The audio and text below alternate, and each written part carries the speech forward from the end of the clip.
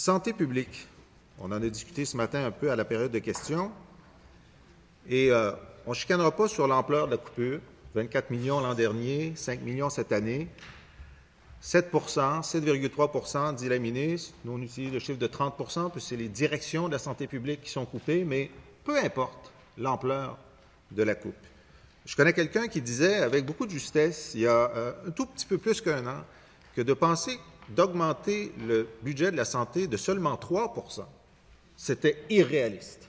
C'était irréaliste. Et les gens devraient voter contre un parti qui ne proposait qu'une augmentation de 3 Ça, c'est le Parti québécois. On proposait juste 3 Et cette personne-là, qui est devenue premier ministre du Québec, dit qu'il faut augmenter d'au moins 4 Voter pour les libéraux, nous, on va augmenter d'au moins 4 Alors, comme vous le savez, cette année, ils augmentent seulement de 1,4 et la moitié de cette somme va au salaire des médecins spécialistes. Alors, si c'était irréaliste pour le chef du Parti libéral, ça doit être irréaliste pour le premier ministre du Québec et certainement pour sa ministre responsable de la santé publique. Mais pour la santé publique, c'est ni 3, ni 4, ni 1,4, c'est moins 7. Moins 7, moins 9, moins 10, moins 30, si on prend juste la direction. Alors là, on n'est plus dans le domaine du réalisme. On est dans le domaine de l'irréalisme si on veut donner des services de santé publique. Alors, la ministre aimerait bien, et j'aimerais tellement qu'elle ait raison, aimerait que ce soit juste des cadres, de l'optimisation, des gens qui travaillent toute la journée sur des fichiers Excel puis des colonnes de chiffres. Je lui ai donné quelques exemples ce matin, puis je vais en redonner encore plus cet après-midi. Parmi les gens qui perdent leur emploi à Montréal, alors un pharmacien qui faisait l'intégration des pratiques cliniques préventives liées aux maladies chroniques dans les pharmacies communautaires, c'est fini, cette personne-là ne travaille plus. Une infirmière qui était de l'équipe infection et intoxication, c'est pas une comptable. Une infirmière qui faisait l'enquête épidémiologique pour les maladies à déclaration obligatoire, elle ne faisait pas de comptabilité. Une infirmière qui s'occupait d'immunisation, elle ne faisait pas de gestion humaine. La sexologue qui faisait de la prévention des maladies transmises sexuellement. Une autre sexologue qui faisait la promotion d'une sexualité saine et responsable, mise à la porte. La bibliothécaire qui faisait la gestion des connaissances, est mise à la porte. Vous n'allez pas me dire, Madame la ministre, que ces gens-là, c'est des cadres qui n'avaient pas un travail concret pour la santé publique des citoyens de Montréal ou de l'Estrie ou d'ailleurs. Ministre. Bon, Monsieur le Président, on va refaire un peu d'histoire. Je pense que ça va être nécessaire ici pour les auditeurs qui sont à l'écoute et pour les personnes qui nous accompagnent. Il faut resituer le contexte. Là. Quand on est arrivé au gouvernement, honnêtement, là, on n'avait pas idée qu'on se ramasserait avec un impasse budgétaire de plus de 7 milliards de dollars. C'est de l'argent, pas à peu près. Les citoyens nous ont élus justement parce qu'ils étaient tannés de ce genre de gestion-là et ils nous ont demandé de voir à optimiser les services. C'est ce qu'on fait, tout en ayant une gestion avec rigueur budgétaire incommensurable, de faire en sorte que nous puissions revoir nos façons de faire, optimiser nos services sans nécessairement... C'est sûr que quand on décide, Monsieur le Président, d'optimiser, il y a des changements à faire. Alors, quand on est arrivé, on avait annoncé, nous autres, c'était clair dans nos couleurs qu'on allait abolir les agences. C'est ce qu'on a fait. Il y avait des sous de consacrés dans les agences. Il y a un palier en moins, là, Monsieur le Président. Ça, c'est pas dur à comprendre. Là. Il y a tout un palier en moins. On a mis le projet de loi sur le projet de loi 10 qui visait à abolir les agences. On l'a adopté en février. Le palier de moins fait en sorte qu'une réorganisation administrative s'impose puis qu'il y a un regroupement d'activités. C'est clair, ça, Monsieur le Président. Je pense qu'on n'a pas besoin là, d'avoir un cours universitaire pour comprendre ça. Si j'élimine un palier, là, c'est clair qu'il y a une réorganisation qui se fait dans le réseau. C'est vrai aussi pour le réseau de la santé publique. Effectivement, toute cette réorganisation-là autour du projet de loi 10, ça permet d'économiser 220 millions et tout le monde doit faire son effort, la santé publique aussi. Alors, ce qui nous permet d'arriver à ces choses-là, c'est entre autres la révision du Programme national de santé publique qui est en cours. Et je veux vous rassurer, Monsieur le Président, les 4 missions qu'on a en santé publique, non seulement vont être protégés, mais améliorés, soit la surveillance, la prévention, la promotion et la protection. La révision qu'on va faire s'inscrit en droite ligne avec l'objectif du projet de loi 10, c'est-à-dire revoir nos façons de faire. La révision dans le Programme national de santé publique, on l'a fait exactement dans ce sens-là.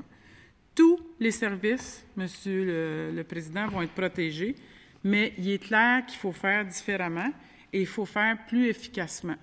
Moi, là, je fais partie d'un gouvernement qui a été élu, Monsieur le Président, et qui a pris un engagement avec la population. On a dit qu'on allait revenir à l'équilibre budgétaire. Et vous savez quoi? On va le faire en ne coupant pas de services, en changeant nos façons de fonctionner.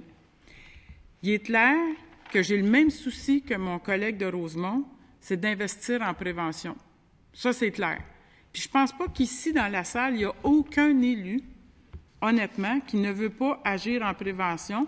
Et c'est pour ça qu'on travaille une politique de prévention en santé.